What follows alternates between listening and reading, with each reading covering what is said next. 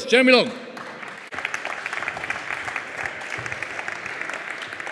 Thank you, Anthony. Good afternoon, everyone.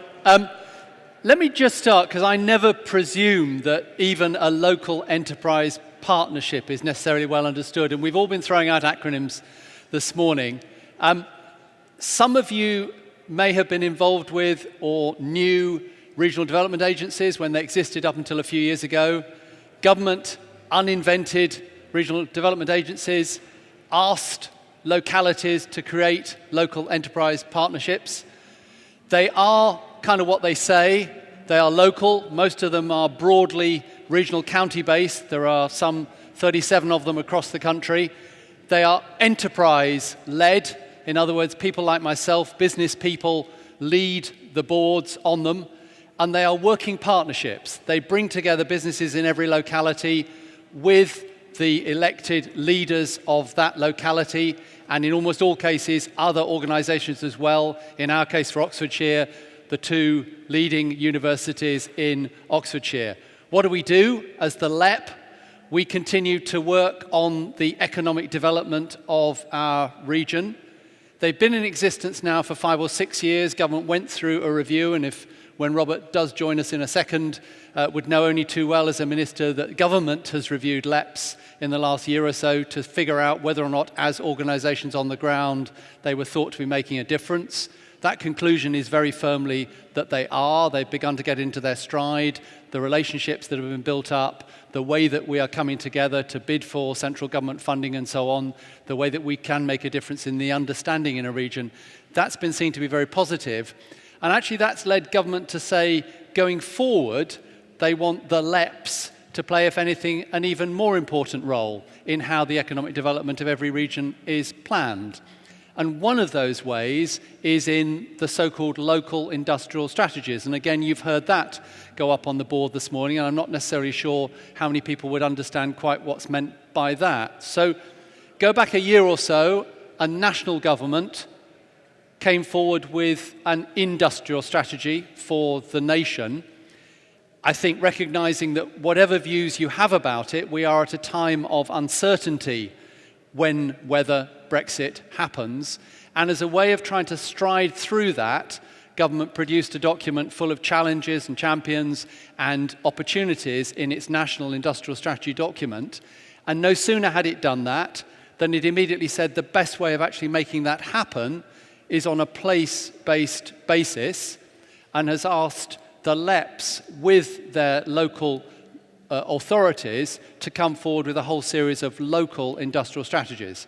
So in the case of Oxfordshire, we've been chosen as one of the first to produce a local industrial strategy, and no sooner did that happen than actually recognising the focus on the corridor, we've been asked to cooperate right the way across the corridor with our other LEPs and the other leaders like Martin, who you heard from this morning, to produce what will end up being some form of aggregated version of the local industrial strategies. So that's two of both the organisations as LEPs and the process, the local industrial strategy. That's two ways in which we are really keen to get more business engagement. People like ourselves, completely pro bono, giving time to try and get a better future for the areas in which we live and work. And having been involved for some little time trying to work in this way, I would say there's no better time for business to try and make its voice heard.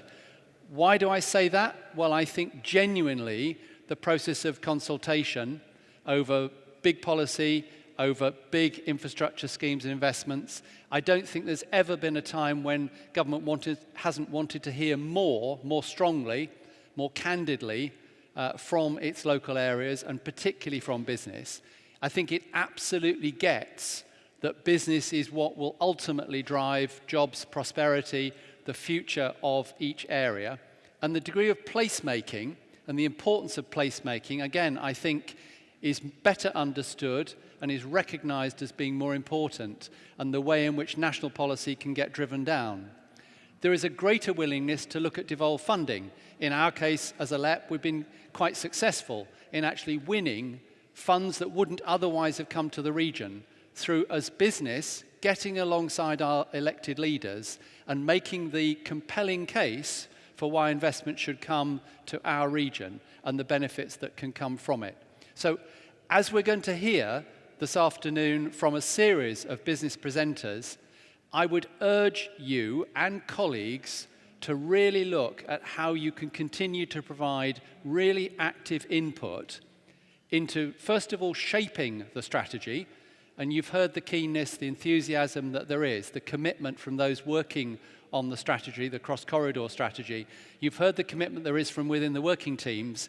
We can never have enough business input to help shape that.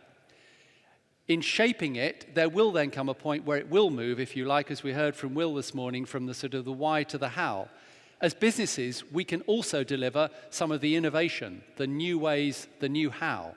And what better to have that than on our own doorstep if there are significant sums coming into the region, which we can then in turn help to apply more productively and more innovatively. So, on that basis, and encouraging you to figure out as we go through this afternoon how you might be able to lend even more voice to either the what, the why, or the how, let me proceed by introducing Keith Harrington, who is the Senior Sector Leader for the South East for PwC. Keith.